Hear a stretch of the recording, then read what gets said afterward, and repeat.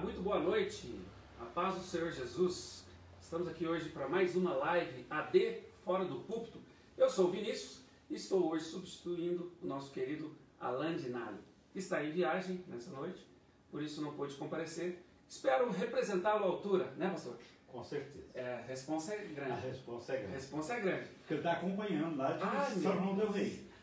Queridos, estamos ao vivo aqui pelo Facebook e também pelo Instagram, ok?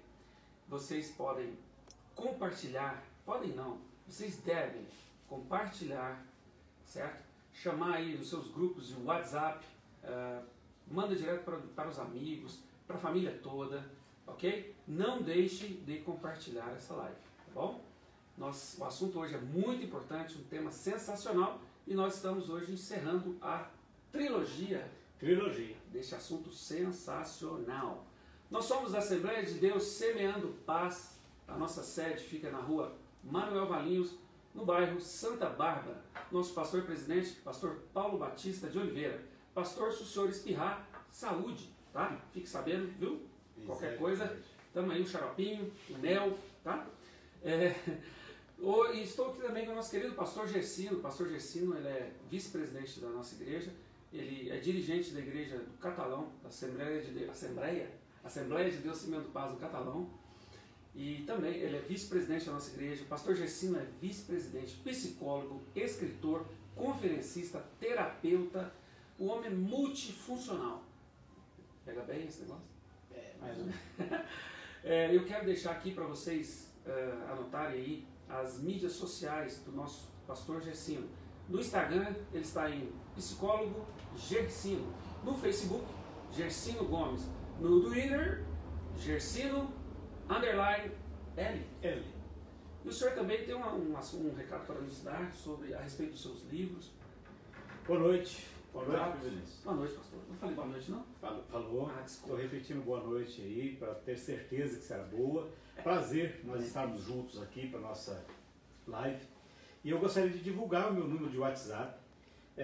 Esse número é o número que você pode fazer o contato para agendar uma palestra, agendar um seminário de casais, seminário de família, escola bíblica de obreiro, seminário de liderança, trabalho em equipe, por aí vai. E também dizer que através desse número, que é o 379-8802-9256, você pode adquirir os meus 2 últimos livros. Os outros estão esgotados, que o penúltimo é Bodas, Tradições e Significados para o Casamento, que é um livro sensacional para quem trabalha com casais, onde eu conto a história dos casamentos na humanidade, falo sobre as bodas do papel, que é o primeiro aniversário de casamento, até brilhante, que é 75, né? E faço uma aplicação de cada boda daquela ali, dando o significado, faço uma aplicação na vida conjugal. E o último livro, ele é Família em 13 Atos, que é um livro para estudos em família, grupos familiares, estudos de cultos domésticos para a família. São 13 lições, 13 atos, 13 lições, e para quem faz uma lição por semana, dá um trimestre de aula em família. Família em 13 atos e bodas, tradições, significados para o casamento. E se você também quiser fazer terapia, nós disponibilizamos via chamada de vídeo do WhatsApp, tanto individual como casal. Estou à disposição, 379-8802-9256. Isso aí, Vinícius. Amém. Coisa boa. Irmãos, fique à vontade. Compartilhe essa live.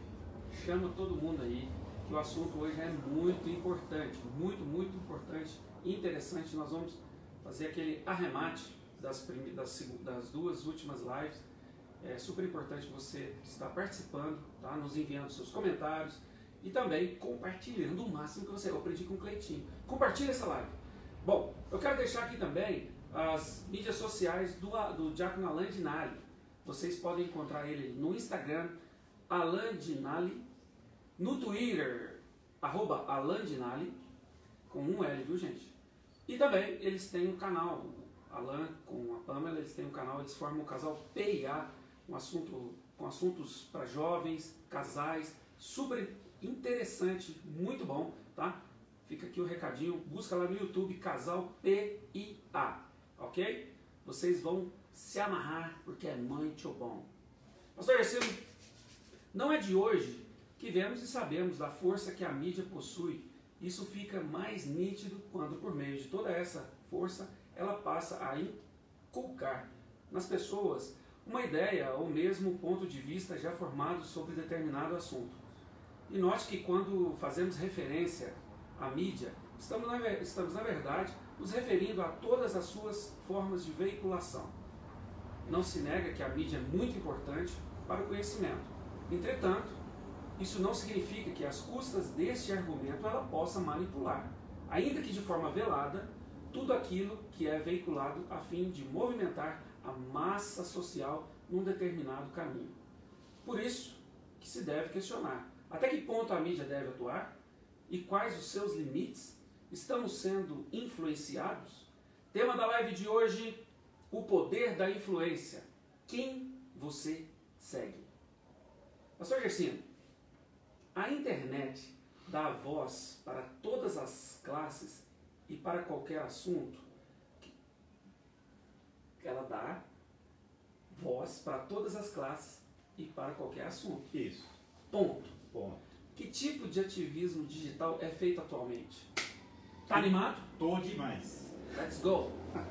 Vinícius, primeiro a gente vai entender o seguinte, que a internet virou um território mundial, né? Por isso que é rede mundial de computadores, de informação, né? Então você consegue receber influência de qualquer parte do planeta e você pode influenciar também em qualquer parte do planeta. Com isso, nós vemos a grande responsabilidade e a necessidade que nós temos de saber trabalhar, de saber transitar nesse universo midiático. Porque ele pode ser uma grande ferramenta. Vamos imaginar o seguinte, você quer vender determinado equipamento. Você vai lá e coloca na internet, às vezes colocou de manhã à tarde, você já vendeu aquele produto. Né? Você quer comprar um produto, você compra ele. Eu comprei do Xing Ling, não recebi não. Ainda bem que eu comprei ele bem baratinho, comprei um para mim e comprei um para Yasmin. Nenhum de nós dois recebeu, rapaz. Mas foi influenciado por alguém a tomar essa atitude, para buscar esse site. Alguém me passou, inclusive um amigo meu que sentando do meu lado esquerdo durante as lives, não é você não, mas sentou do meu lado esquerdo e falou, Pastor Gercino, eu comprei, e eu fui e comprei. Então, mas tudo por minha conta e risco. Sim. A gente precisa entender que a mídia, ela é de grande valia e nós nunca vamos demonizar a mídia em si. Nós precisamos orientar a igreja, orientar as pessoas a transitar nisso aí sem se expor, né? Sem ficar fazendo papel feio. Nós precisamos transitar nisso. Então, essa voz que você fez referência aí, e o ativismo, hoje nós temos todo tipo de ativismo. Sim. Agora, antes de existir a internet, já havia ativismo. Martin Luther King já fazia um ativismo lá contra o racismo nos Estados Unidos. Lembrando que Martin Luther King era um pastor, né? E um homem de Deus. Ele trabalhou ferrenhamente lá na década de 1930, Martin Luther King trabalhou. Nós vimos um ativismo de Chico Mendes, aqui na década de mais ou menos de 80, Chico Mendes estava em voga. Ele veio morrer em 88, assassinado, mas ele já fazia um ativismo sem necessidade de uma internet. E depois a gente tem Betinho fazendo um ativismo social. Mas existe hoje uma diversidade de ativismo controlado, direcionado, trabalhado, que muitas vezes não visa apenas informar. Porque a internet, se ela se presta ao papel de informar a notícia, de dar a notícia, é claro que é uma coisa sensacional. Então eu precisaria ter aqui, esse canal é um canal que fala disso, ele traz a verdade sobre isso. Esse canal é o contrário desse, mas também traz a verdade dele. Eu avaliar essas duas verdades, sabendo que há honestidade na informação. Né? Eu precisaria disso. Então você tem o ativismo político, que é largamente utilizado hoje, tanto pela direita quanto pela esquerda. Largamente utilizado por todas as linhas. Você tem o ativista denunciante. O ativismo denunciante é aquele ativismo que cobra das autoridades determinadas coisas. Você tem o ativismo feminista, que é o ativismo que trabalha em prol dos interesses da ala feminina. Você tem o ativismo LGBT, que trabalha... Então, todos esses ativismos, eles estão aí. Sim. Eu preciso fazer uma análise disso tudo, saber qual o pensamento disso aí, e saber, escuta, eu posso engajar um negócio desse? Né? Porque muitas vezes a gente pensa, é pecado eu engajar em determinado ativismo? A Bíblia não vai proibir você disso, a menos que você engaje em algo que contraria os princípios bíblicos, que não precisaria nem da internet para isso. Né? Se eu entro em qualquer movimento independente da internet, e é um movimento que ele é contrário ao que a Bíblia diz, eu estou trabalhando contra ao pensamento predominante bíblico. Né? Então a internet está aí, e esse ativismo ele está aí. Cada dia surge um movimento novo. Então você vê um cara lá nos Estados Unidos, ou lá na França, comendo caviar, vestindo um casaco de pele de animal, dando palpite na Amazônia, aqui no Brasil. Então, e aí você pensa assim, escuta, o cara tem direito? Não, o cara tem direito. Mas o cara não pode, por exemplo, financiar uma ONG e para essa ONG passar de forma privilegiada para ele essa ou aquela informação, para ele interferir e colocar em risco, inclusive, a soberania nacional. Então, todo ativismo, ele precisa ser avaliado. Precisa ser avaliado e eu saber se compensa eu botar minha assinatura ali, eu ser mais um, não é? Porque, às vezes, eu estou colocando a minha assinatura numa roubada. Porque se você, usando o termo da assinatura, você está avalizando, você está engajado, demonstra que você está engajado naquela é a sua ideia. Linha de pensamento. Você compartilha daquela ideia. Exatamente. E aí, quando ela difere dos preceitos, dos conceitos bíblicos... Porque aí a pessoa pode falar assim, mas esses caras toda hora estão falando... Gente, nós somos a Assembleia de Deus e a preocupação nossa escuta, a questão é bíblica. Eu sou cristão, não é? Então qualquer cristão, ele precisa avaliar isso. Porque o que predomina sobre a minha vida? Qual conceito deve ser predominante sobre as minhas decisões? É o conceito bíblico. Se eu sou cristão, eu preciso perguntar, o que Cristo faria num lugar desse? Para eu saber o que Cristo faria, é pela Bíblia, não tem outro recurso. É a nossa regra. É a regra de fé. Então qualquer pessoa que se diz cristã tem que preocupar com isso. Né? Pastor, e qual o risco de fazer ativismo político digital? Porque está muito em moda. Hoje a pessoa talvez nem conhece bem a fundo sobre o assunto e se deixa levar pela onda e, pior, acaba engajada, assumindo aquilo ali e se torna um ativista político digital. Aí a gente vai voltar, Vinícius, numa coisa que a gente tem falado bastante, e às vezes as pessoas podem pensar assim, mas tudo desse povo é marxismo, nem toda a esquerda é marxista, tá tudo bem. Só que qualquer pessoa que vai estudar a origem vai saber que tem um pezinho lá no marxismo, lá em Engels, vai saber que vai pesar nisso. Então qual que é o risco de eu não avaliar uma coisa e entrar? É eu abraçar uma ideologia ou uma linguagem que são conflitantes com o perfil conservador que caracteriza a Bíblia Sagrada. Então a Bíblia Sagrada, ela é conservadora. Você vai olhar o seguinte, qual que é a linha? A linha judaico-cristã. Então o cristão sempre vai pensar, vai ter como referência o judaísmo, porque é do judaísmo que saiu o cristianismo. Então não adianta eu querer fugir disso. Se eu sou cristão, o cristão, por isso que o cristianismo ele era chamado de uma seita, porque ele tinha saído do judaísmo. Depois que o cristianismo veio a ser reconhecido como religião, porque às vezes as pessoas pensam que o catolicismo é uma religião, o espiritismo é uma religião, o pentecostalismo é outra religião. Não. Religiões são cristianismo, budismo, islamismo, e aí vão os outros ismos, né? Então, o cristianismo, ele veio sair do judaísmo. Então, você pega, por exemplo, eu entro num ativismo onde a linha predominante, a base é o marxismo. Vamos pensar nisso. Ou o socialismo. Olha, a doutrina socialista pensa o que sobre a família? Ela define família, isso foi Engels que definiu junto com o manifesto comunista. O manifesto de Engels, lá baseado em Marx. Qual que é a definição que eles deram, que eles falaram, qual que é o pensamento deles sobre família? Família é um espaço de proteção da propriedade privada e um espaço de autoritarismo. Família é um espaço de autoritarismo.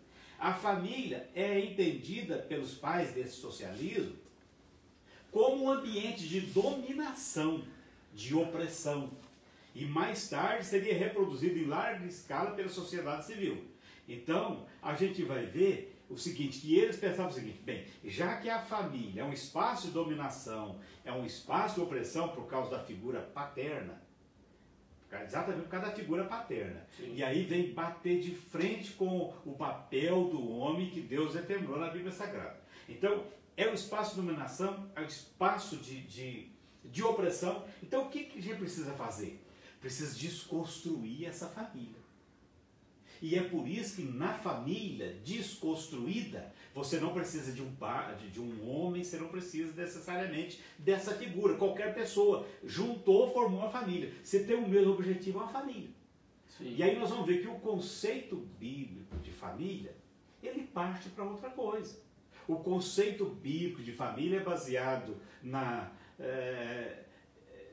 família monogâmica, heterossexual. Esse é o conceito bíblico, onde haverá a figura de um homem, de uma mulher e havendo filhos. E ali essa palavra vai estabelecer qual o papel desse homem, qual o papel dessa mulher e qual o papel desse filho. E aí é isso que, se eu entro num ativismo político sem saber o que eles pensam, qual que é a linha predominante do pensamento deles, eu posso estar corroborando com um negócio que a Bíblia fala, não é isso que Deus quer. Esse é o problema. O senhor falou sobre socialismo, marxismo, e citou um trechinho, usou a palavra comunismo. Ali, ambos são da mesma família. Tá na mesma família, está imbricado. Está na mesma família. Pois é, e quando nós, cristãos, a gente engaja, assim, eu acho que o problema está em fazer essa separação, o entendimento do socialismo, marxismo, cristianismo, certo? E você fazer esse julgamento, a comparação, na verdade. Será que são compatíveis? Será que se juntam ou é água e óleo? De qualquer forma, não tem mistura.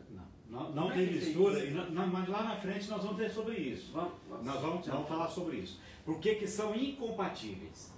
Não dá para você falar assim, não, eu sou cristão e sou socialista. Perante a Bíblia Sagrada não vai dar. Perante os conceitos cristãos não dá. É incompatível. Não tem como. E aí as pessoas pensam, mas aí você tá sendo preconceito. Não, é porque quando você alia alguém, é porque existe alguma coisa de vocês que elas são convergentes. Sim. São ideias convergentes. Você vai montar uma empresa, você vai procurar um sócio. Você vai procurar um sócio que pensa radicalmente ao contrário de você? Não é possível. Não, você vai pegar alguém que pensa igual, que queira o mesmo objetivo. A lógica é essa. Então não tem jeito. Bom, pastor, agora um outro ponto importante, que é uma palavrinha que a gente tem ouvido muito e está dentro do contexto. Onde se dá a maior atuação dos ditos evangélicos progressistas? A maior atuação, apesar de você ter hoje mídias que estão evoluindo muito, né? Mas a mais popular continua sendo no Facebook. Sim, né? Sim. Então ali no Facebook, por causa da facilidade que você tem de postagem, de comentários, certo? Então ali ainda continua sendo a mídia mais acessada pelos brasileiros. Então nós estamos aqui no Facebook, nós estamos no Instagram, né? Estamos nessas mídias aí. Então a mídia, o Facebook é aquela que a gente entra todos os dias. E, segundo os estudos, é ali que estão as páginas que são mais seguidas e mais acessadas. E aí é que entra, toda hora eu recebo sugestão de uma página dessa. E nós, às vezes, queremos incrementar muito a nossa página, sim, ou seja no Instagram, ou seja no Facebook, e aí a gente vai aceitando tudo que vem. Eu já recebi inadvertidamente amigo no Facebook. Recebi, pedido de amizade. Falei, caramba, o cara quer ser meu amigo, eu vou e aceito. De repente eu olho o cara postando foto de mulher nua. Falei, gente, aí não é compatível. Não é compatível. Eu fui lá e desfiz a amizade.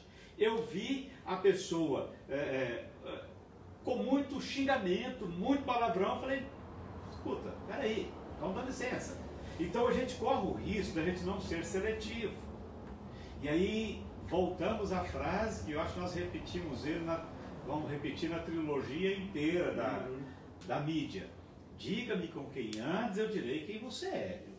Olha, você é a média das 5 pessoas que você convive mais com elas. Então, se você convive demais, você começa a absorver. Você começa a falar igual, você começa a defender as mesmas coisas. Não é? É aquele negócio. Quando, na vida comum da gente, porque de vez em quando a gente tem que trazer algumas pessoas para a vida real, né? Porque elas estão lá no Facebook, aí você tem que ligar para elas, escuta, agora vem para cá, vem para a vida real. Aí, na vida real, o que mamãe se preocupa quando o filho começa a andar com, entre as más companhias? Daqui uns dias vão pensar que você está fazendo coisa errada, que você está andando com essas pessoas. E às vezes na internet não tem essa preocupação. E aí começa, tem páginas no Facebook, tipo, aborto sim. Quem é contra o aborto é contra a mulher. E aí a pessoa vai lá e coloca.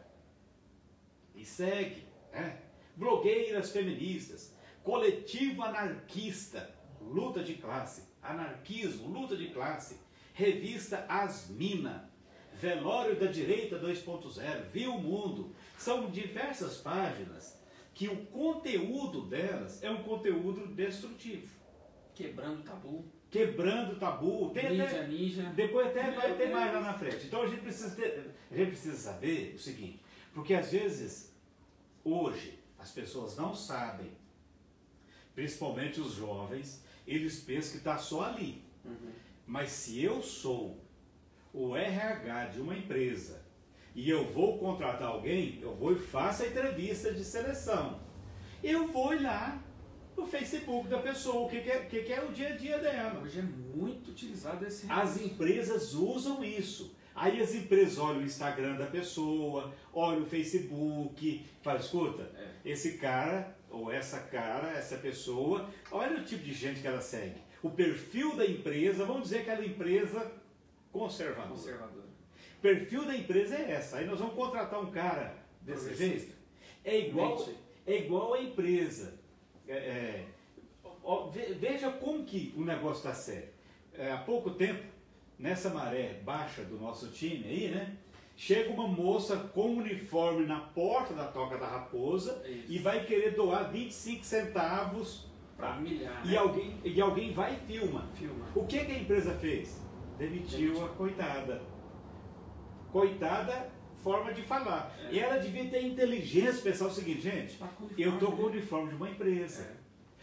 Mas essa empresa não podia fazer isso. Isso é patrulhamento. A empresa tem um perfil, ela tem cliente. Exatamente. Então a gente tem que saber, quando eu vou ser contratado, alguém está olhando quem está no meu Instagram, quem está no meu Facebook, quem é que eu sigo, para saber se é compatível com o perfil de profissional que ela quer.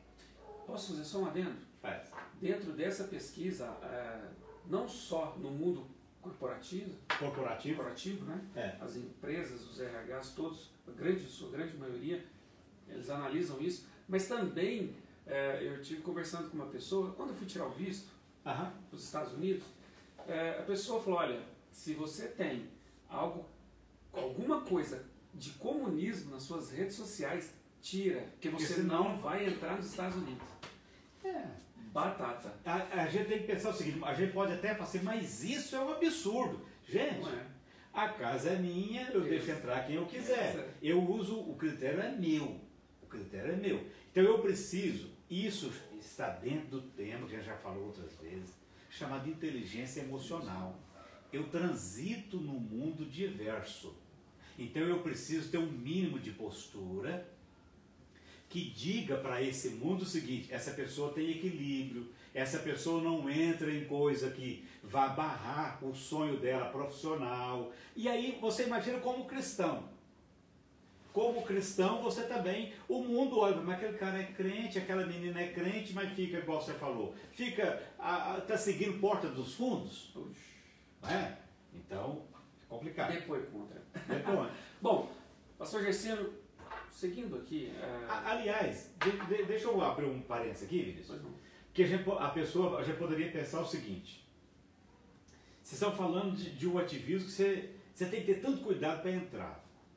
Mas será que eu sou crente, então eu posso defender a causa negra, por exemplo? Eu posso defender a causa da mulher? Eu posso defender a causa dos excluídos? Eu posso fazer isso porque o crente vai ser essa pessoa que não participa socialmente? Gente... Como se você não se importasse. Como se você não se importasse com o que está acontecendo. Olha o que é que Paulo fala aos Gálatas 3, 27 a 29. Porque todos quantos fostes batizados em Cristo, vos revestistes de Cristo. Não há judeu nem grego, não há escravo nem livre, não há homem nem mulher, porque todos vós sois um em Cristo Jesus. E se sois de Cristo, então sois descendência de Abraão e herdeiros conforme a promessa. Significa o seguinte, que sendo branquelo como eu, Vinícius, como cristão, eu vou me condoer do negro. Se ele estiver sendo injustiçado, como cristão, eu falo assim, não pode fazer isso com você não, você é irmão, você é meu irmão em Cristo. Eu como cristão, homem, hétero, se eu perceber alguém cometendo uma injustiça, algo contra uma mulher, eu tenho que falar, está errado, você não pode fazer isso contra a mulher, não.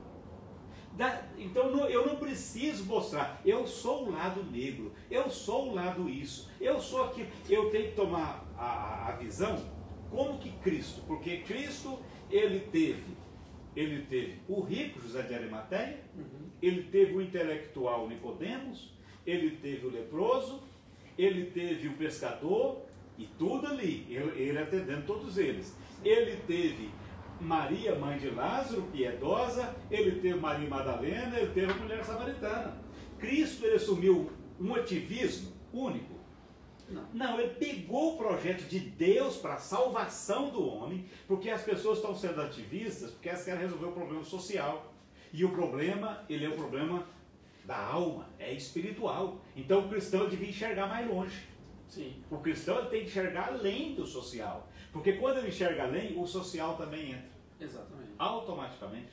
Porque fica meio que separando. Quem é conservador não se importam com Black Lives Matter. Quem é conservador não está nem aí para as mulheres. Quem é conservador não se importam com as causas das minorias no geral. Sendo que, na verdade, a visão é essa. Se ele for cristão, ele tem que se preocupar. Exatamente. Ele não precisa carregar uma lapela que defenda a causa tal. Não precisa fazer isso. Não precisa fragmentar em segmentos, não. Né? São todos iguais? São todos. Poxa, verdade, olha, esclarecedor, e a gente precisa ouvir mais sobre isso. Porque eu acho que na escola não se fala assim. Não fala. Na escola não, aliás, mas tem uma pergunta aqui, eu gostaria já de colocá-la aqui para o senhor. Na verdade, é um comentário. Porque tem muita pergunta. Pessoal, continua mandando as participações, as perguntas, os comentários. Tá? Então tem bastante aqui. Aqui, ó. Do Gustavo. A escola está cheia de professores trabalhando para desconstruir a família, os bons costumes e incentivam até o uso de drogas. É interessante a gente ver que a escola sempre foi, historicamente, aquele lugar de confiança dos pais, né? Se está na escola. Meu filho está na escola. Tá guardado. Meu filho está na escola. Infelizmente, nos últimos 30 anos, isso aí caiu. Porque a escola passou a ser um ambiente de risco também. Porque acontece o seguinte, quando eu mando os meus filhos para a escola, qual que era a minha expectativa? Meus filhos vão aprender português, matemática, história, geografia. Meus filhos vão sair de lá com a formação para decidir o que eles querem profissionalmente. E eu estudei muitos anos. E aí, infelizmente, a gente via muitos professores que eles se ocupavam. Em vez de ensinar a matéria, eles tinham uma deixazinha, eles falavam da ideologia política deles. Falavam da ideologia, falavam das coisas. E eu tive professores muito recentemente que a defesa da liberação da droga é coisa absurda e direto, e massificante. Então é preciso a gente parar um pouquinho, né? E pensar, será que eu estou sendo honesto fazendo um negócio desse? E aí eu tenho que ter a capacidade de discernimento, ter filtros. Assim, escuta, isso aí não me interessa. Eu respeito o professor, tenho que respeitar o professor, mas eu tenho que saber, isso que ele está falando não me interessa. Tem que saber isso. A gente pular para outro assunto, ainda sobre essa palavra progressista, pelo que a gente observa, a maioria, principalmente dos nossos jovens cristãos, eles não sabem, não conhecem o conceito real disso. Por que será? Será que essa live, por exemplo, nós estamos esclarecendo ou mostrando o outro lado e seremos taxados como quadrados? Porque a ideia colocada na escola, na cabeça, na mente deles é drogas, aborto, etc, etc.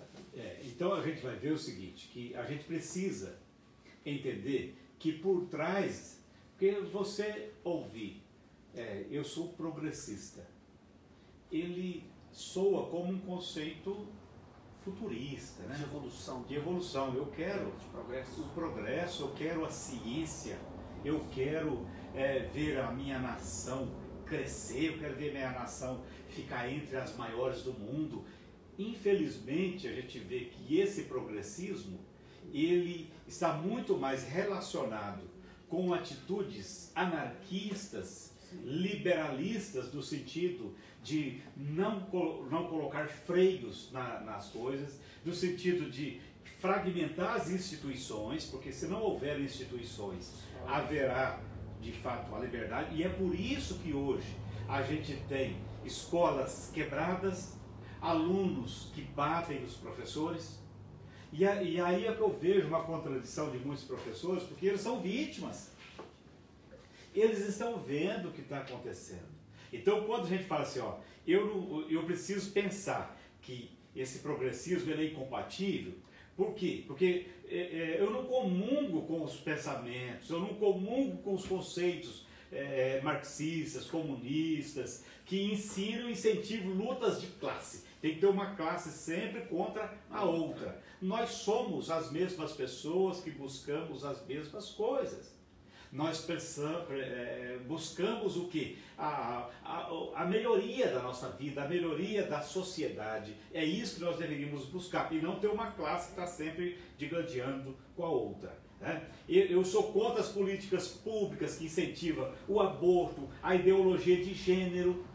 Eu como cristão, eu sou contra a desconstrução desses valores judaicos cristãos relacionados à família. Você entender, você pensar que hoje, olha o quanto é forte, que hoje estão querendo até fazer por conta própria uma reforma ortográfica, onde tira o artigo definido A, o artigo definido O, e coloca um I. Gente do céu, para que isso?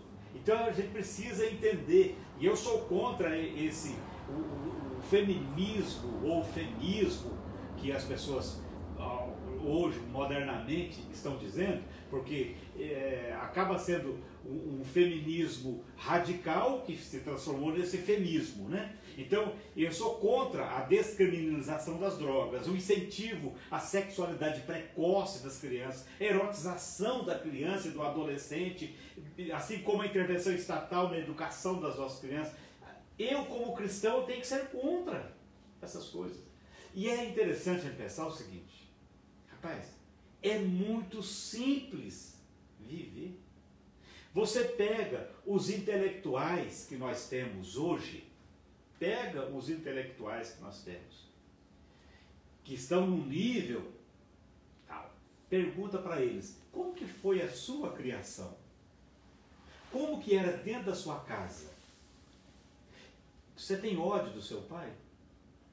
Não, só tenho que agradecer meu pai. Mas seu pai não era radical? Não, meu pai ensinava. Então, como que era?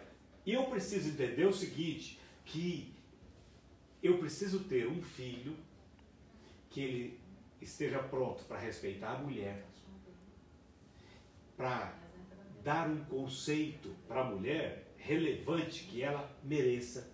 Eu preciso ter uma filha que seja respeitada, que ela possa entrar sem ser agredida. Para isso acontecer, precisa apenas de que eu aceite a educação tradicional que os pais sempre deram. Não precisa ciência nisso aí. Não. Na educação tradicional, fala, escuta, respeita, saiba do seu limite. Você tem um limite. Se você seguir, aceitar essa linha, você vai crescer respeitando o patrão, respeitando todo mundo, a sua inteligência vai fazer de você uma pessoa de sucesso. Você vai chegar, você vai ter bom senso para decidir sobre isso ou aquilo.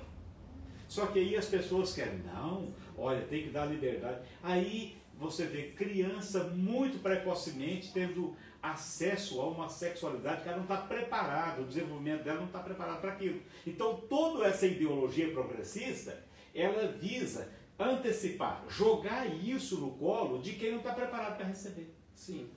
Não está preparado para receber. Então você sabe, quando é que eu devo falar com a criança sobre isso? Na idade certa, porque ela passa pelo processo de maturidade. Ela vai passar por isso. E aí as pessoas estão jogando e falam, não, a gente tem que dar liberdade. Criança com 8 anos decidindo mudar de sexo. Nossa. A criança não sabe nem ainda qual roupa que ela vai usar. É uma agressão a essa criança. E existe, se a pessoa buscar, se a pessoa quiser, existe estudo feito sobre isso e o prejuízo que isso trouxe para a pessoa, ocasionando suicídio, inclusive. Que muitas das vezes é irreversível tal decisão. Há muitas coisas que são irreversíveis. Você está a mudança de sexo, por exemplo. São irreversíveis. A criança faz uma cirurgia que não se reverte. Quando ela alcançar a maturidade, que ela der por si. Agora, o que eu sou, o que eu fiz. Porque parece até divertido, né? Hoje eu me sinto mulher, amanhã eu me sinto homem, depois da manhã eu me sinto entre os dois. Agora, quando mutila, assim, agora não tem jeito, não dá para colar mais. Meu Deus. Então aí é que entra o problema psíquico, psíquico. Então a gente precisa entender isso. Vamos para isso ou para outro? Isso.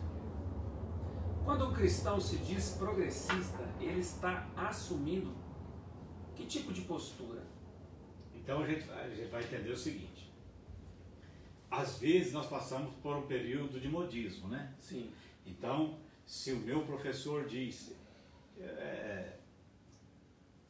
vamos entender, eu estou falando no alto dos meus 57 anos bem vividos. Não parece, isso, né? Pastor? O senhor tem 57? É falso demais. Então eu estou falando do alto dos meus 57 anos bem vividos, com cara de 56,5. Quer dizer, eu já tive um professor modista. Sim. Eu já tive diversos tipos de professores. E às vezes a pessoa vê um professor usar um termo. É mais ou menos o seguinte, eu dou sempre esse exemplo, eu preciso voltar a ele. Na época do Temer, eu vi numa faculdade quando o Temer teve que assumir no lugar da Dilma, um professor, numa semana acadêmica, começou a falava uma frase, falava, fora Temer. Todos os alunos que iam lá para apresentar uma coisa, fora Temer, fora Temer. Todo mundo repetindo a mesma coisa. Então, está repreendido, em nome de Jesus. Porque, primeiro que eu não gosto de uniforme. Ah, sim. Eu nunca gostei de uniforme, na verdade. Então, a gente precisa entender a época que você tem as ondas. E até tem alguns livros que falam sobre esse tema, que vem as ondas. E essas ondas vêm, uma onda vem e ela volta. Depois já vem uma outra onda. E aí as pessoas pegam aquela onda e achou bonito e chega para os pais que às vezes estão ali fazendo de tudo para o filho estudar, eu sou progressista, e aí começa com um discurso maravilhoso perto dos pais, e às vezes na igreja, porque eu estou fazendo faculdade. O entusiasmo é muito bom, mas procure saber o que é ser isso que você está falando. Você é cristão, você pega uma Bíblia, Gente, deixa eu dizer para vocês, eu sou psicólogo. Eu posso pegar a coleção de 16 volumes de Freud.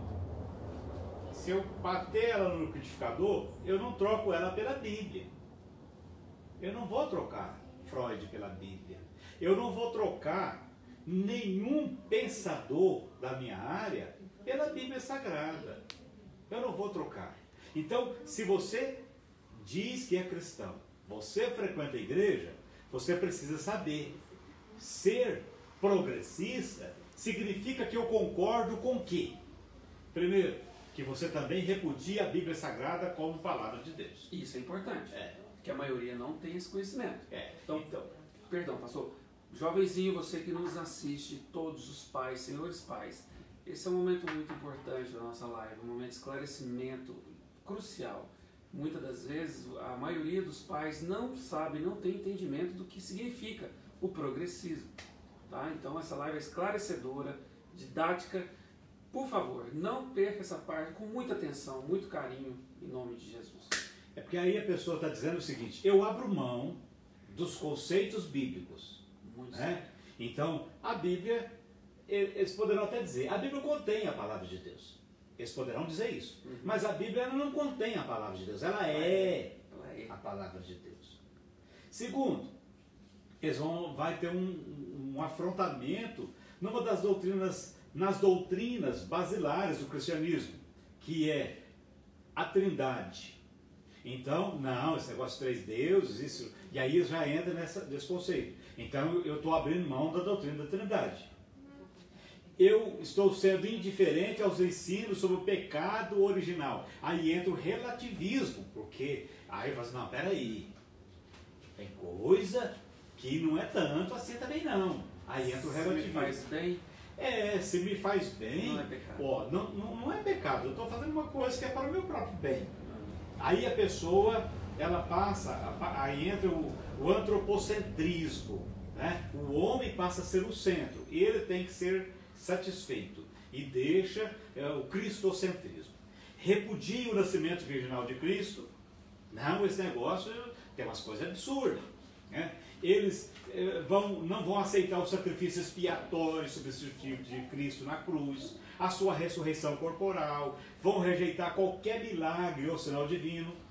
E a pessoa fala assim, não, claro que algumas coisas acontecem. Então você pega um livro muito antigo, que ele tem uma cara de um livro muito bom, que eu tenho ele lá em casa, que chama E a Bíblia Tinha Razão, de Werner Keller. Esse E a Bíblia Tinha Razão, ele pega muitos dos fatos miraculosos da Bíblia Sagrada, desde lá o Velho Testamento, e ele vai tentar dar uma explicação científica para aquilo. Então, por exemplo, saída do povo hebreu do Egito. As águas do Nilo se transformaram em sangue. Não, é porque havia uma planta ali, e aquela planta tinha uma coloração avermelhada, e Moisés mexeu ali.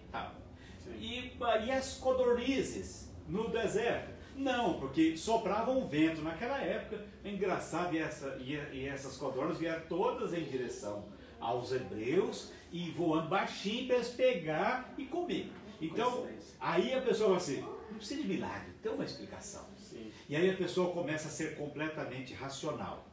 Eles são os chamados críticos da igreja. E aí entra a questão dos desigrejados ou desigrejados.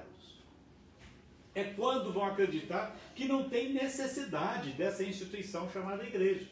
Então nós vamos lembrar, Deus criou a igreja, essa igreja que nós conhecemos hoje, por causa das pessoas. Porque a igreja é uma comunidade terapêutica, é um lugar de eu me encontrar com você, é um lugar de eu me aconselhar com alguém, é um lugar que eu vou pedir um apoio para alguém, e é um lugar que eu cultuo. E aí eu cultuo coletivamente, eu fico mais animado. Deus sabe que nós precisamos disso aí. A nossa alma precisa disso. É tão importante, né, pastor? A gente tem a comunhão com o irmão. A comunhão. Às vezes a gente tem mais tempo com nossos irmãos do que com parentes. Às vezes com parentes. E aí você pensa o seguinte, a pessoa perde um ente querido. Sim. E aí ela vai num culto.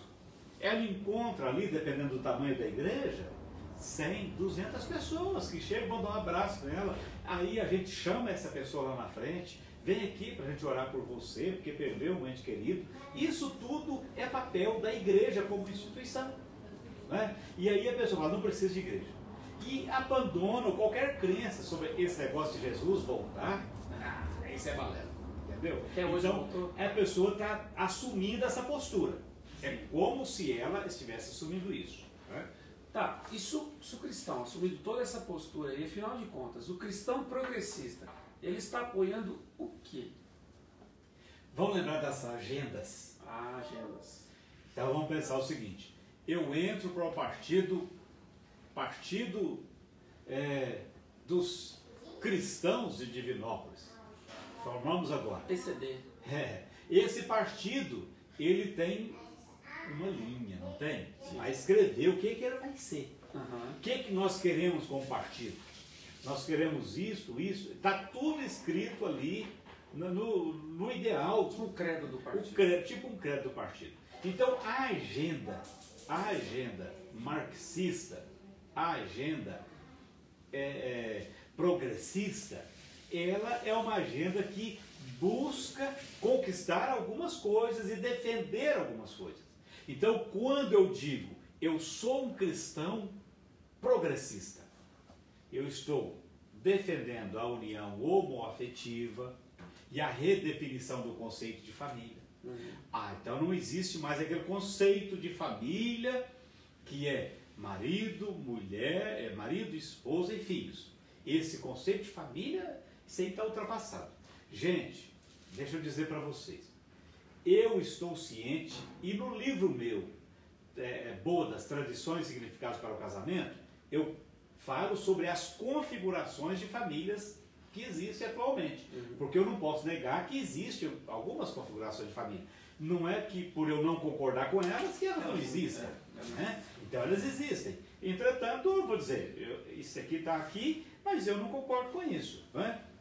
Então, é claro que existe família que é uma mulher que cria os seus filhos, que às vezes saiu de uma separação, de uma viuvez, e ela ali faz o papel de mãe e pai. Nós conhecemos muito. Existe o homem que às vezes está criando os seus filhos e ele faz esse papel. Né? Mas não quer dizer que por eu estar fazendo aquilo, eu falo, não, escuta, você acha que o perfil ideal é de um homem criar os filhos? Não, uma mulher faz falta. E aí a gente vai entender o seguinte, que Deus criou isso para que um viesse completar o outro, para que um viesse ser de fato o auxiliar do outro. Né? Se eu digo que sou progressista, eu estou fazendo também, estou de acordo com a defesa do aborto. É a bandeira da agenda dele. É a agenda. Não, pode abortar sim. Então a gente precisa entender isso. É aquela historinha do meu corpo, minhas regras. Meu corpo, minhas regras. Aí quero dizer então que meu corpo, minhas regras e aquele filho. Tem uma coisa que me chocou, tem mais ou menos uns 20 anos, eu trabalhava numa empresa, aí um colega veio me falar de uma vez que a namorada dele engravidou e ela veio falar para ele, ele falou assim, não, minha filha, joga fora no lixo. Então a gente fica, isso impacta a gente, né? Fala, gente, como é que o ser humano tem coragem de falar um negócio desse? Seria a favor do aborto, seria a favor da liberalização das drogas. É a agenda, a liberalização das drogas. E aí, vai nos países onde houve a liberalização das drogas, vai lá na Holanda, que liberalizou há 15, há 20 anos atrás, vê o que a Holanda está fazendo hoje. Vê como o Uruguai, vê como é que está aquela geração que usufruiu daquilo ali, que quiseram criar uma Cracolândia, esse parque aqui vai ser a Cracolândia. Aí fica aquele monte de zumbi ali dentro, cada um se espetando. Gente, Deus fez o ser humano para algo muito melhor que isso. Aí eu vou defender isso? Eu vou, o antissemitismo e anti-sionismo, Israel como Estado terrorista. Aí eu vou dizer, não, esse negócio de Sion, de Israel, não, Israel está invadindo aquele território. Gente, se eu leio a Bíblia Sagrada, eu vou entender que aquilo ali já tinha sido dado desde Abraão. Abraão, quando ele caminha ali, é como se ele estivesse se carimbando. Futuramente, isso será terra que Deus deu para a gente. Né? Então ali estão, todos os ancestrais estavam ali. E aí as pessoas falam, não, aí viram inimigos de Israel. E aí a gente poderia até falar oportunamente sobre Israel. Como é que o Império Romano morreu, o Império Sírio morreu, o Império Egípcio acabou, e os outros impérios todos acabaram, e Israel vem antes desse povo aí, passou por tudo isso, e Israel está lá, produzindo ciência, produzindo tecnologia, uma das democracias mais sólidas do mundo. Como é? É porque existe. Como é que você conta um negócio desse? Né? Divisão marxista da sociedade por categoria. Não, aqui ficam os negros, aqui ficam os brancos, aqui fica o fulano. Compartimentalizar. Para que isso? A terra é de todos. É do ser humano. Somos iguais. Somos humanos. Somos todos humanos, a mesma matéria. Exatamente. Satanização dos opressores e imposição aos indivíduos de pagar por opressões históricas das categorias a que pertencem. Então, a gente precisa parar um pouquinho e pensar o seguinte: eu sou negro, o Brasil tem uma dívida comigo. E o cristão fala isso? Escuta, cristão, onde é que está o perdão na sua vida? Eu preciso chegar, olha o que o cristianismo, quando fala assim, mas a Bíblia, ainda fala assim, a Bíblia foi a favor da escravatura. A Bíblia, primeiro, a Bíblia é o livro que relata o projeto de Deus para o homem e as ações do homem diante do seu Criador, esteja ele aceitando esse Criador ou não. Né? Mas quando Paulo manda uma carta para Filemon, Paulo fala sobre Onésimo, que era escravo de Filemon. Paulo fala assim, recebe ele não mais como escravo, mas como irmão. Então, tá vendo? Mas a Bíblia vai relatar isso. Né? Então eu não preciso. E aí entra o brasileiro. Bem, nós também temos uma dívida com o Paraguai. Não é? Agora, se o paraguaio resolve não nos perdoar, nós temos uma dívida. E aí eu preciso falar assim, eu sou negro, então eu quero perdoar aquilo que o Brasil fez durante uma época. E aí a gente vai lembrar o seguinte, que o escravagismo não se relaciona apenas à cor. Né? Na época das guerras antigas não era a cor não, é o país que perdeu, vai ser escravo. Né? Aí eu vou concordar com o fascismo, com aqueles que não... Aliás, eu vou acreditar que aqueles que não concordam com eles são fascistas, homofóbicos, racistas, misóginos. São palavras que estão na moda. Gente, não é porque eu diga que a homossexualidade é reprovada pela Bíblia que eu sou homofóbico. Eu não tenho nenhuma dificuldade de chegar um homossexual na congregação catalão, se chegar na nossa sede, esse homossexual vai ser abraçado, vai ser bem recebido. Por quê, pastor? Porque ele é uma pessoa. Porque Jesus morreu por causa dele. Então o que eu preciso? Eu preciso ser crente o bastante para dizer o seguinte: escuta, você pode ter uma vida melhor.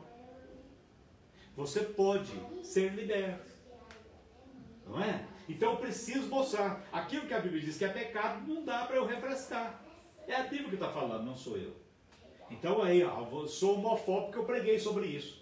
E aí, se eu sou progressista, eu vou acreditar que a igreja é homofóbica. Eu vou acreditar nisso, né?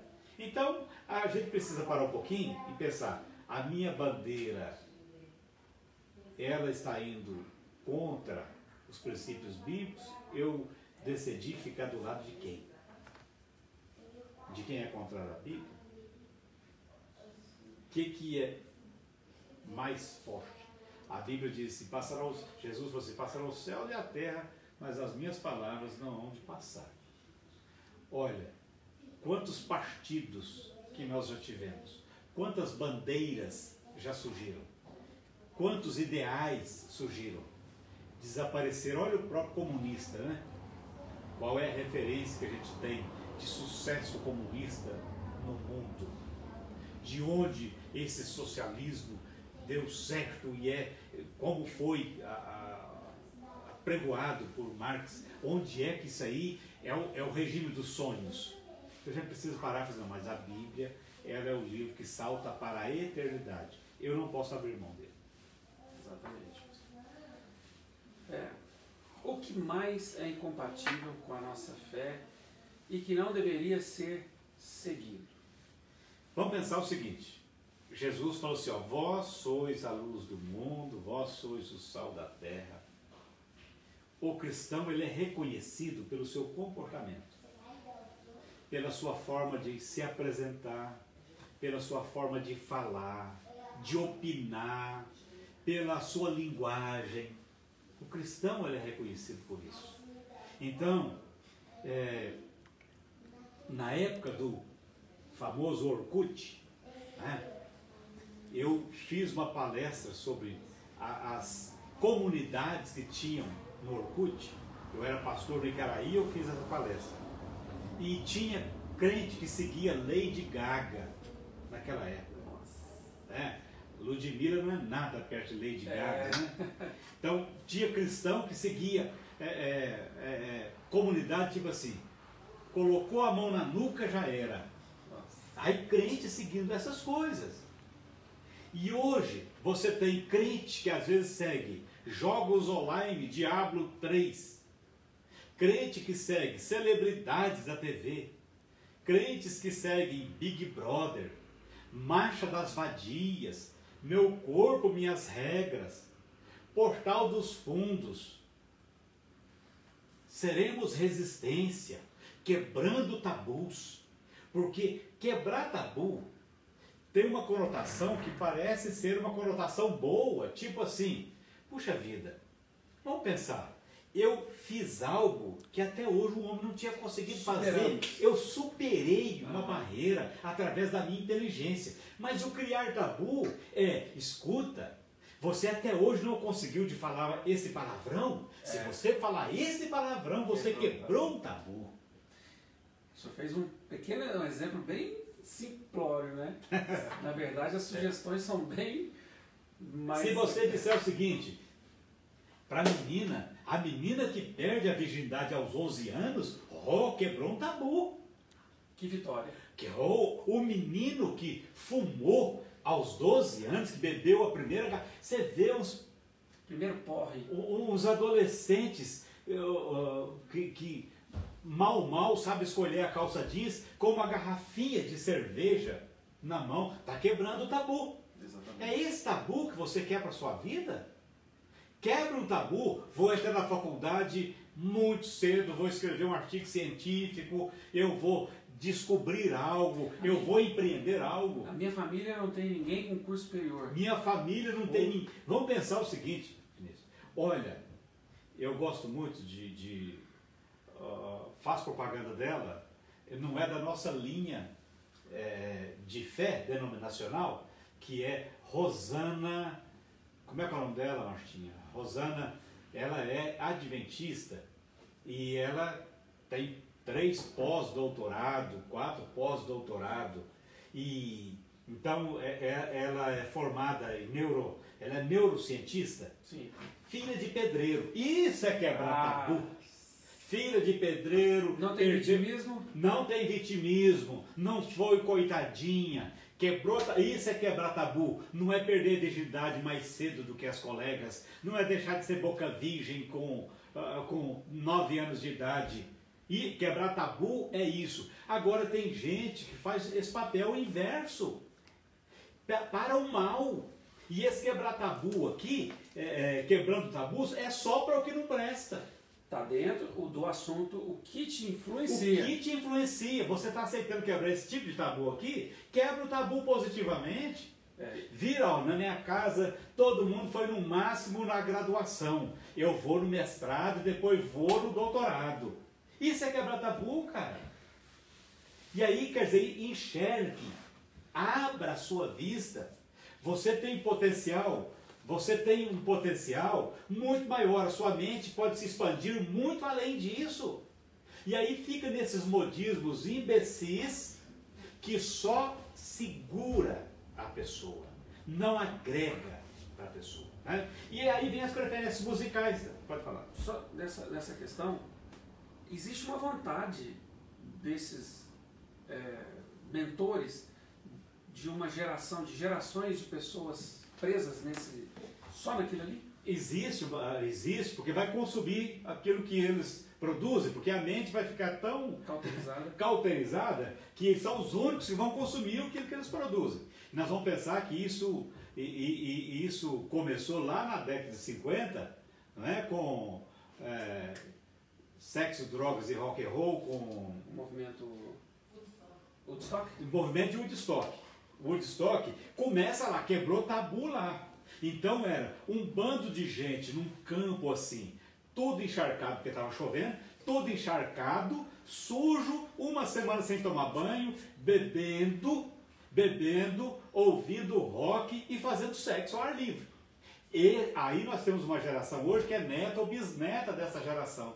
Sim. Então vai cada vez ficando pior. Lá era cerveja e outros tipos de bebida. Hoje já é crack. Né? Heroína, e aí vai. Então entra também, quem que eu não devo seguir?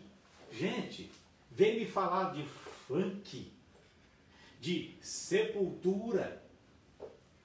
Então a gente precisa parar, escuta, que tipo musical, porque o meu gosto musical diz muito daquilo que eu sou. O meu gosto musical diz muito daquilo que eu sou. Então, músicas que só tem palavrão, músicas que rebaixam a condição da mulher, e essas pessoas que às vezes defendem causas aceitam esse tipo de música. Bingo! São chamadas de cachorra, são chamadas de mais não sei o quê, e elas aceitam isso aqui. Então você pensa, o que não está funcionando? É o Tico ou é o Teco? Exatamente. Ou é nenhum dos dois? Não dá para entender. Porque a música esculacha o linguajar deles, popular, a mulher, rebaixa a mulher, expõe a mulher, vulgariza a mulher, coloca em condição de presa.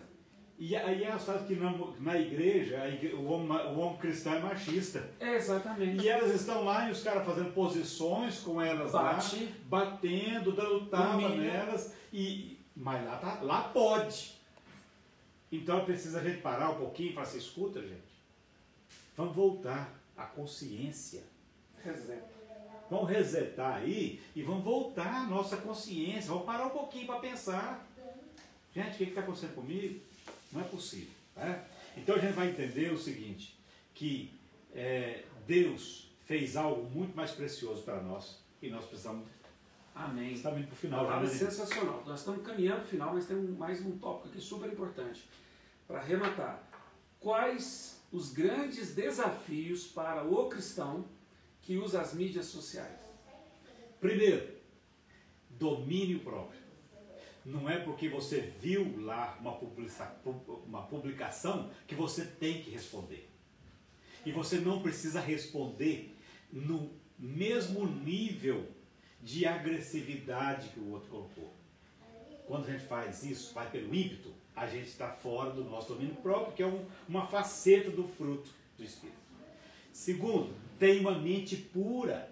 Não dá para a gente ser cristão e usar o palavreado que se usa lá.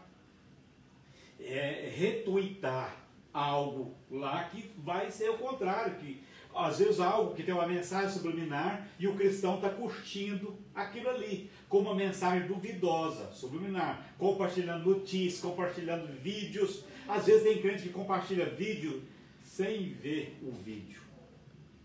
Sim. Às vezes está compartilhando besteira, né? Fotos que promovem impureza. Sensatez, terceiro, para não dar crédito a tudo que lê. Não é porque eu li ou aquilo ali, eu vou repostar. Eu vou compartilhar. Tem coisa que a pessoa fez uma postagem, um escrito que está fora do nosso padrão. Tem muita desinformação também. Desinformação, que é o chamado fake news, né? Exatamente. Ter sobriedade para não desnudar a sua vida e a vida de sua família. Tem crente que às vezes coloca foto lá que, gente, as coisas são minhas, eu não posso colocar aquilo ali não. Aquilo que eu faço lá na minha casa, a roupa que eu estou com ela na minha casa, eu não posso colocar uma foto dela aqui. Aí tem gente que, roupa de pijama, coloca lá. E coloca assim. Roupa de pijama não, vestida de pijama. Deus é fiel. Deus é fiel, Deus vai pesar a mão. Trazendo online para dentro da sua casa e da sua intimidade pessoas que você não conhece. E às vezes crianças. Ah, minha filha bonitinha, filha com roupas. Gente, nós vivemos num mundo de pedofilia online. E aí tem mãe, inadvertidamente, que coloca as crianças trocando de roupa e colocando. Pode ser uma menina de 4 anos, mas eu não posso colocar isso. Dando banho. Dando banho, eu não posso fazer isso. Eu tenho que ter bom senso, né? Paciência para lidar com comentários. Comentários, opiniões, críticas de pessoas que não têm educação, bom senso, né? Qualquer tipo de diálogo, eu devo usar a minha... Eu não tenho licença para ser mal educado na internet.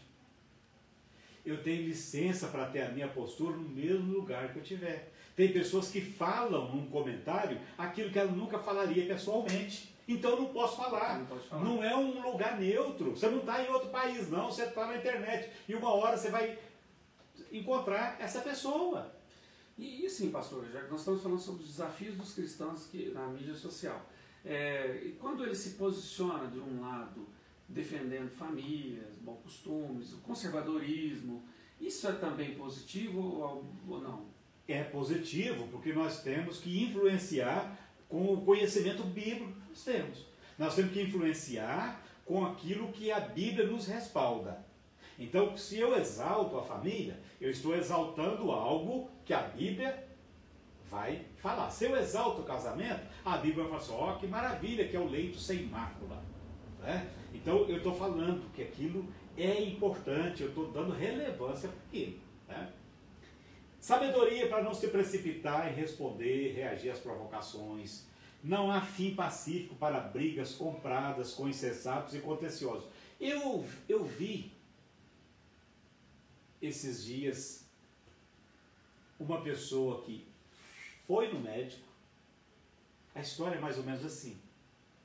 Ela foi no médico e o médico chegou, ó, te conheço. E o médico tinha detonado ela no negócio lá do Facebook. Ele tinha detonado. Era médico, tinha detonado a pessoa. E aí o médico foi, eu fiz um negócio lá, você me desculpa. Não é constrangedor? Bastante. A gente pensa que já está em outro planeta. Já está no mesmo planeta. Pode ser um futuro gerente. Pode ser. Um futuro patrão. Um cliente seu está ali. O cara fala assim, nunca mais eu faço o pedido para essa pessoa. Né? Humildade para entender que apesar do livre acesso à internet, permitir que todos escrevam texto e comentem o que quiserem. Que isso não faz de você um teólogo, um bom escritor ou um sábio em seus pronunciamentos. Então a gente tem que saber que às vezes a gente não pode se postar como se eu fosse o sujeito suposto saber. Eu tenho que aprender. Agora o melhor é você entender o seguinte. Você não é crente só na igreja. só com a Bíblia debaixo do braço. Você é crente também, deve ser crente na frente do Facebook. Você deve ser crente na frente do Instagram.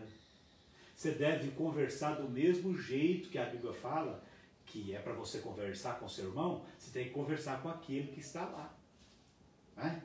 Então, é igualzinho que as pessoas que são corajosas demais, que batem todo mundo no telefone.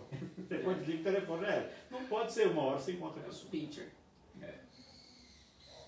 Bom, podemos ir para nossas considerações finais? Vamos, porque o tempo já foi, né? Já foi. Eu fiz a moça do Instagram ali já deu sinal para nós. Sinal? Né? Já falta quantos minutos? Deve faltar mais ou menos no máximo uns 10. Então dá tempo ainda das considerações do senhor. Mas eu queria fazer só um comentário.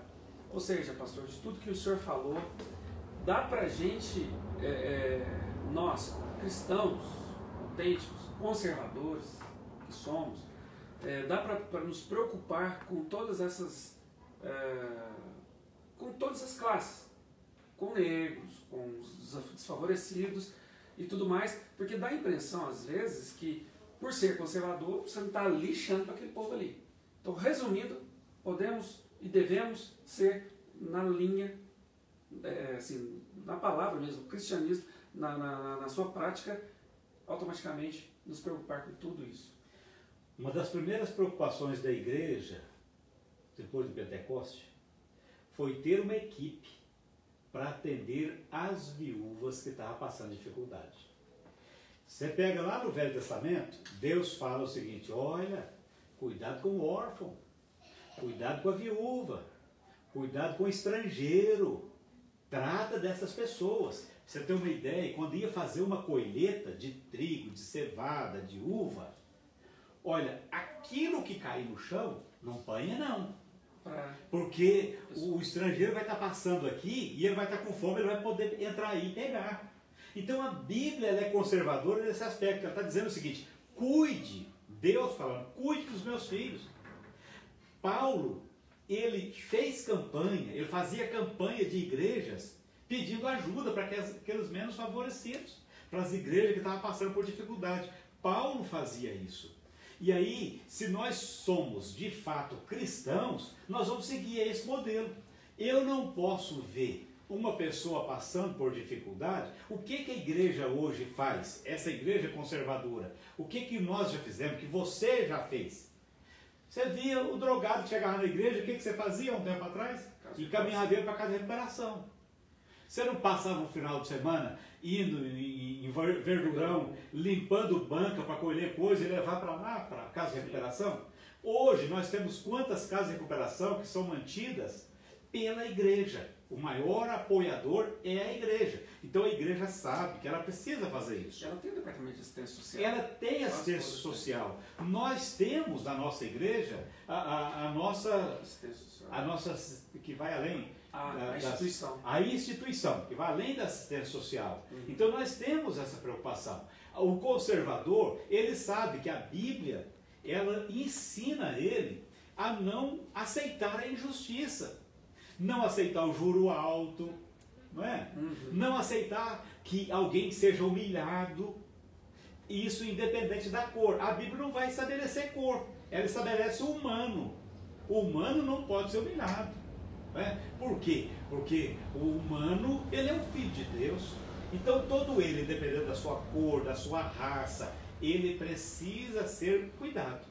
E a igreja, e eu por ser conservador, eu não vou abrir mão disso. Eu preciso cuidar dessa pessoa, e é o olhar que Jesus tinha. Porque quando Jesus estava pregando, você tem lá uma multiplicação dos pães. 5.000 pessoas, homens. Mas aí tinha 8.000 pessoas, com mulheres e crianças. Quem estava ali era quem concordava com Jesus? Não era quem concordava com Jesus, não. Estava ali por interesse, conveniência. Uma cura, uma situação. Mas Jesus falou só, dá de comer para esse povo aí. Falou com os discípulos, dá de comer para eles. O discípulo ainda falou assim, libera a turma aqui. Libera eles para eles ir na primeira hamburgueria aí. Jesus, não, dá-lhes voz de comer. Então esse é o papel nosso. Tem que preocupar com ele. Maravilhoso. Pessoal, nós estaremos indo agora para as considerações finais. E que live, pastor. super esclarecedora, uma bênção. Tenho certeza que vocês, os pais, os jovens, ouviram o quanto é importante você entender que o nosso maior mestre é o Senhor Jesus e não nossos professores. Nosso maior influenciador é Jesus e não aquele professor doidão lá que se acha legalzinho. Vou falando para vocês, jovens, estou dizendo isso para vocês. Vamos, se for possível, reveja, assista novamente essa live, guarda isso no seu coração, porque nós vivemos tempo de guerra, o cara está no confronto, ele está na faculdade, ele está em confronto direto, principalmente as federais. Não é difícil, não é fácil, eu sei, mas nós como cristãos, nós temos o principal, nós temos a palavra de Deus. Pastor Gessino, é contigo, nos despeça, considere. Eu acho que eu vou voltar. Alan, viaje mais se quiser voltar. Tá? Gostou? Gostei. Alan, cuidado, eu gostei. Essa carinha redonda aqui, foi legal. Vinícius, agora é bom a gente dizer também o seguinte.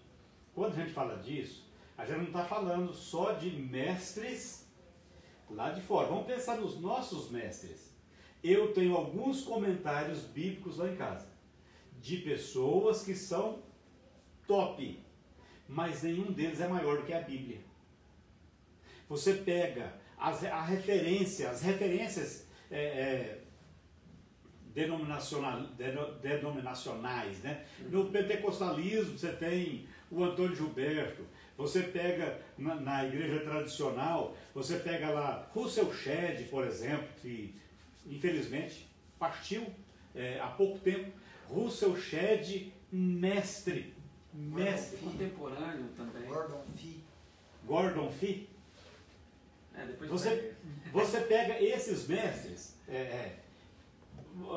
esse que o Lourenço falou, Gordon Fee, você pega Russell Shedd, você pega Tozer, você pega outros grandes mestres, seja de que linha for, nenhum deles é maior do que a Bíblia. O que eu preciso ter a consciência é isso, porque a pessoa, se ela tiver a Bíblia, ela tem o alimento que vai dar sustentação para ela. É isso que a gente precisa. As outras coisas são complementos. Mas a Bíblia, como palavra de Deus, é insubstituível. Eu espero que você tenha sido edificado com essa palavra, com essa trilogia que a gente fez aí. Vamos decidir ainda sobre o assunto da próxima semana, mas queremos contar contigo na próxima semana. Vamos ver ainda a agenda do Alan, se vai ser segunda, se vai ser na quinta. Alan, você fica esperto porque tem alguém querendo tomar sua cadeira. E quero dizer que foi um prazer, parabéns Vinícius, a sua participação. Obrigado a todos. Somos um time, né? Muito obrigado, Vinícius. Para quem não sabe, o Vinícius ele é o coordenador aqui da live. Ele está aí por trás da nossa live, todas as lives, né? Ele está. E hoje ele está aqui. Então Deus abençoe vocês. Queremos ter o prazer de receber vocês nas nossas igrejas, tá? Tanto lá na sede, na Rua Manuel Valinhas 351, como na minha congregação aqui no Catalão e das outras congregações da Semente do Passo aí pela cidade. Será um prazer receber vocês aí. Vamos orar. Que Deus abençoe sua vida e sua família. Meu Deus e meu Pai, em nome de Jesus, eu quero te agradecer. Te louvar, Senhor, por aquilo que nós tratamos durante esses dias. Ó Pai querido, a nossa intenção era de informar, de trazer, Senhor, um conteúdo que fosse útil para cada um. Abençoe as pessoas que nos acompanharam, abençoe cada pessoa que participou. Ó Pai querido, que a tua mão e a tua bênção esteja sobre cada família. Meu Deus, é o que nós pedimos e agradecemos em nome de Jesus. Amém. Deus te abençoe. Amém. Deus abençoe vocês e até semana que vem. Até semana que vem. Um abraço.